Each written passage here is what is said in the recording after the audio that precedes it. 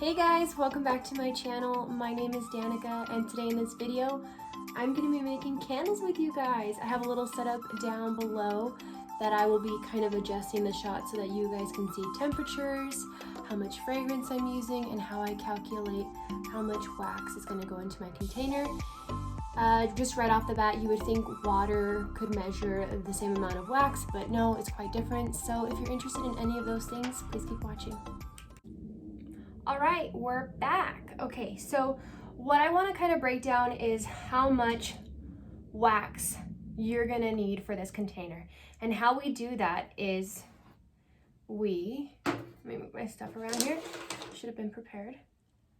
Not sure if you can see this, but you're gonna turn your scale on. We're gonna let that. And then once you put your cup or container, whatever you want to use, on here, it's going to give you a weight amount. You're going to go ahead and zero that out. Once you zero it out, you're going to want to go ahead and pour water into your container to the desired amount of how much wax you want to put in there. Mine says 120. So I have some notes right here that I took. So you're going to want to do 120 grams of weight for that particular container, and you're going to do that times 0.8. Somewhere around here I want to put the math so that you guys don't get confused, but after you do 120 times 0.8, you're going to get a total of 96. So 96 is the amount of wax that fits into that container. Water and wax don't weigh the same, so that 0.8 is kind of subtracting a little bit of that density of the water and giving you the 96 wax weight that we're looking for. And after you go ahead and do that, you're going to want to go ahead and divide that by 108, which is an 8% fragrance load. Whatever it is, 8%, 9%, you're going to do 109, or you're going to do 108, or even higher, and so forth. So then after 96 divided by 108%, you're going to have a total of 88.8. And after that, you want to round up, I would say. So I'm doing 89. That's how much wax I'm going to be using, that 89 number. We're going to be subtracting the 89. We're going to be subtracting the 96 from the 89, which will give us 7 grams of fragrance oil that we need for each container. So don't get lost with me. I want to put the math somewhere here so that you don't get confused, but 89 grams of wax and 7 grams of fragrance oil for each container. All I'm going to be doing is doubling that up, using 178 of wax and 14 of fragrance oil. And that's how we're gonna do that. I have never used this formula before. This is from Stanley. He is actually a candle maker, and he's great to watch. So if you're interested in looking deeper into that and figuring out how he did it with a few other containers. I like the idea of just figuring out one container at a time. That's just my preference. So if you wanted his way of doing it, please go to him. That's where I learned it. And we're going to be testing that out and seeing if it actually does work. So wish me luck. Wish me luck. Cross your fingers. Ah! So like I said before, I'm going to need 178 grams of wax. So what I did is I placed my little pitcher on my scale. I'm going to go ahead and make a mess. So I need 178. I'm at 102. Let me see if I can be a little more professional about this. So I'm at 174. Wait, 180 something. I need 178. I'm at 155. I'm messing with like a little bit of wax so it changes rather quickly. 75, 76, 77, 78.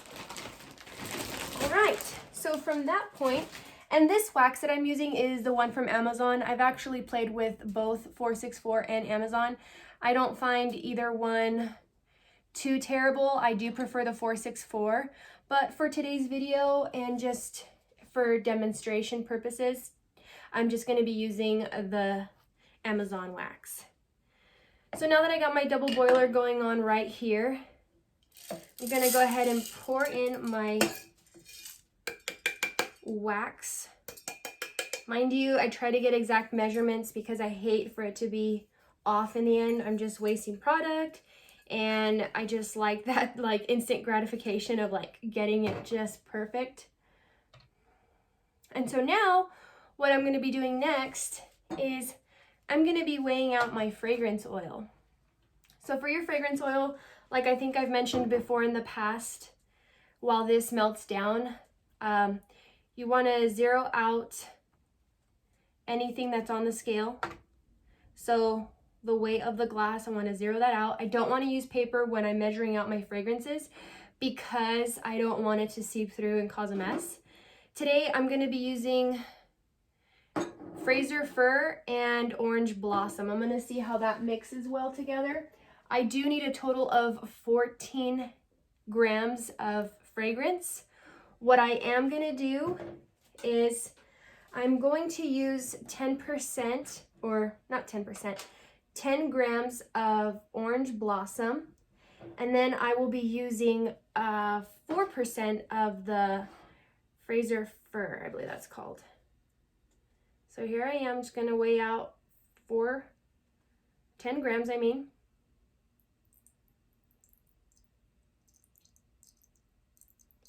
And I got this trick from Stanley as well. You want this oil to guide down a little shaft here because it'll get messy once you want to come back up. All right, there's my 10 grams. So after that, I want to put my cap on. Should I have like elevator music right now? So I don't get you guys all bored. And then we're gonna do the 4 grams in this fragrance. I'm wanting to get a total number of 14.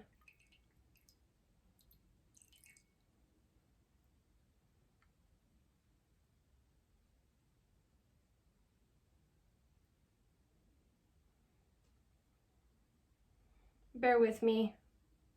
Fragrances are finicky. I'm just looking for 1 gram. I got it. I can quickly jump from 14 to 15, and I don't want that to happen necessarily. So, and I'm just gonna wipe that on my sweats. I didn't bring a towel with me. I didn't think about it. Okay, so I'm ready with my fragrance at 14 grams. I'm gonna go ahead and see how my wax is doing over here. You do want to melt it, and obviously melt it, but as it's melting, you want to kind of break it up a little and help that along. I just put my thermometer in here because for the Amazon wax, you don't want to go over a 160 boiling point. That's when you start to burn the wax, I believe. And while that's going, I'm going to go ahead and start wicking my candles. I'm going to go ahead and use the CD8 size wicks. They are for like a smaller size diameter, your diameter across, and so I'll just be using this size. Normally you want to go ahead and just clean the bottom with alcohol, but because I was showing you how to figure out the volume of wax in this, it's wet. So here's my candle wick, and you want to make sure to press down really hard because my last candle, obviously the first time around, I learned quickly that if you don't push hard enough, it'll float up, and then what do? What do you do when there's wax in there and it floats up? There's this one as well. And just another tip, if your diameter measures more than 3 inches across, you're gonna wanna double wick. I did learn this from, what's her name? Erica from Memory Box. So I learned that from her, and I think she called Candle Science and got a rep on the phone, and that's how she learned that bit of information. So you want to make sure to double wick your candles when they're more than 3 diameters apart. And why? Why, you may ask, why? Because you'll get tunneling. So your candle wick might not be strong enough to burn all that surrounding wax. And if it's not strong enough and the wax is too far away from this flame, you're gonna get tunneling, and tunneling isn't a pretty sight, and it's basically wasteful because all the candle and fragrance out here isn't being burned and you can't smell it, so that's no fun. So you definitely want to make sure that your diameter is less than 3 inches and that you're using a strong enough wick to burn all of that candle surrounding it. All right, so it looks like my wax is just a little over the 160, it's 162. It's okay if you go over just a little bit, but I believe we're ready to go ahead and take this off of the burner. So I'm gonna go ahead and just keep mixing.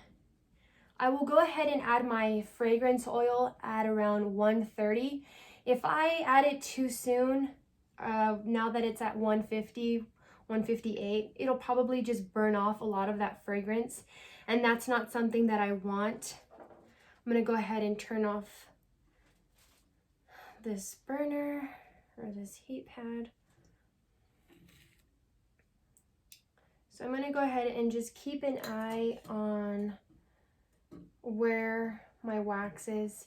You don't really have to stir it. I pour a lot of love in. No, I just like to make sure it's just getting an even measure when I put my thermometer in of like where the temperature is at and when I should be putting my wax in. So now what's great about candles is that you have this time to kind of situate yourself. You can move your fragrances to the side so you don't drop anything. I want to get my pitcher ready. I want to get my fragrance off to the side.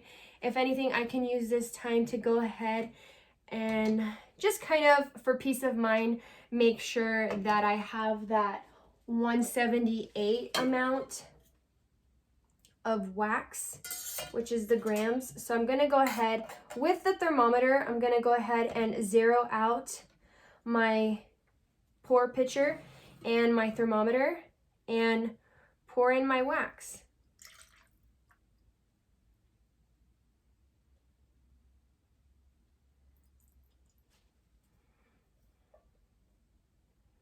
So I'm not sure if it's just reading a little shy of the 178 because of whatever's left into this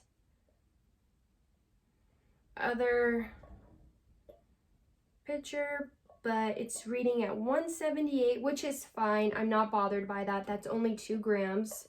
Not a big deal at all.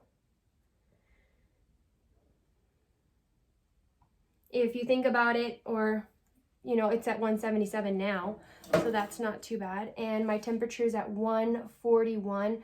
I know you guys can't see this, but maybe I could put it up to the camera quickly so you could see it. It dropped to 1. Yeah, it's dropping too fast. I tried, but it's at 177. I'm at 137 for temperature. I'm gonna go ahead and wait a few seconds for it to drop to the 135 mark, I want to say. It could go even lower, but I'm filming and I want to make this rather quick for you guys.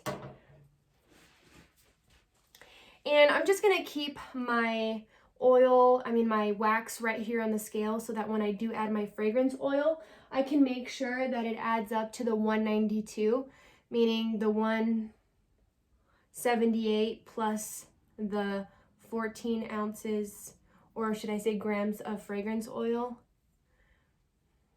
So my thermometer says 135. I'm okay with mixing at 135. I'm gonna go ahead and pour in the 14 grams. And perfect, I'm at 192. I don't know if you guys can see this, and just make sure to remember that I did cancel out the thermometer, so it's not taking the weight of that either. And so before I pour, I'm gonna be mixing these two together. I'll go ahead and take it off the scale since I know I'm right where I need to be. So once this goes to like 128, I'll go ahead and then pour. I've heard with Amazon wax that it's best to pour as low as possible, meaning around 105, 110. I believe they gave like a little reference of like if you see the wax turning like this cloudy color, it means that it's starting to set, and that's probably when you want to pour. I'm not really comfortable pouring at that low temp, and if you make candles, you'll see why I don't feel necessarily comfortable. I want to pour when it's nice and silky, because I don't want to have any of those just imperfections show up. So let's see if the math is correct, and this is a good option to use when trying to measure out how much wax you need. So this is a first for me as well. So let's see, guys. And I don't believe your pour rate matters all that much, how fast or how slow. I'm gonna go ahead and leave it right there just for the sake of having enough for the next one, making sure that they're kind of even.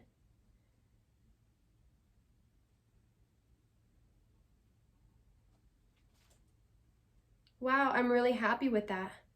I mean, I would like a little more, but that's pretty awesome. So now we know for a fact that that formula does work. Go ahead and put your container on here, X out the weight of that container, pour in your water, get the grams amount for that weight of water, and then go ahead and times that by 0.8.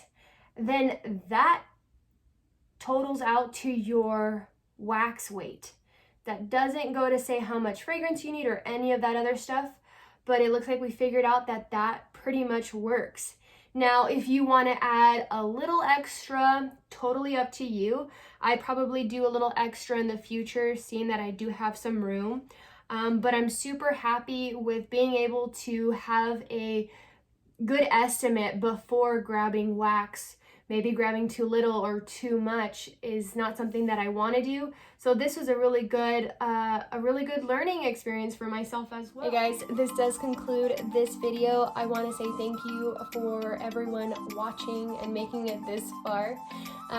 This is just my little take on how to make candles, and as you can see in the background, they are setting very nicely. The cure time, I want to say, is about 2 weeks. People don't necessarily wait all the 2 weeks as they should. I give it kind of 4 days before I trim the wicks and light them up to see how the wicks do, how they burn, and how they smell. That, again, that cold throw and that hot throw. So yeah. If you found anything useful in this video or wanted to make any suggestions for any further videos, please comment that down below. I would really appreciate. As you know, this is a baby channel, so all feedback is appreciated. And again, don't forget to like, share, and subscribe to this video. Bye guys.